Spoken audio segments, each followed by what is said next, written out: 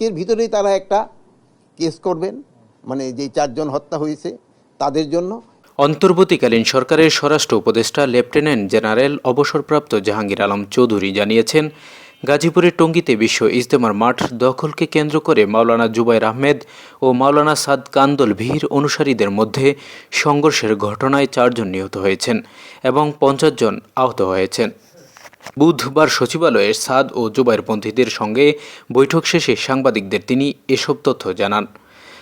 মামলার পর জড়িতদের আইনের আওতায় আনা হবে জানিয়ে স্বরাষ্ট্র উপদেষ্টা বলেন, ইজতেমা মাঠে হত্যাকাণ্ডে যারা জড়িত তাদের অবশ্যই আইনের আওতায় আনা হবে, কোনো ছাড় দেওয়ার অবকাশ নেই।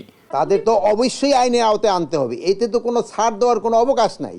সাদপন্থীরা বিশ্ব ইজতেমায় অংশ নিতে পারবেন কিনা এমন প্রশ্নের জবাবে স্বরাষ্ট্র উপদেষ্টা বলেন, ইজতেমার তারিখ সরকার বাতিল করেনি, তারা 2 পক্ষ যদি আলোচনা করে সমাধান করতে পারে তাহলে সাদপন্থীরা ইজতেমায় অংশ নিতে পারবেন। তারা যদি আবার আলোচনা করে তারা একটা সমাধানে আসতে পারে। প্রসঙ্গত বুধবার ভোরে গাজীপুরের টঙ্গীর ইজতেমা মাঠের নিয়ন্ত্রণ নিয়ে 2 গ্রুপের মধ্যে হামলা ও সংঘর্ষের ঘটনা ঘটে। এতে 4 জন নিহত হয়।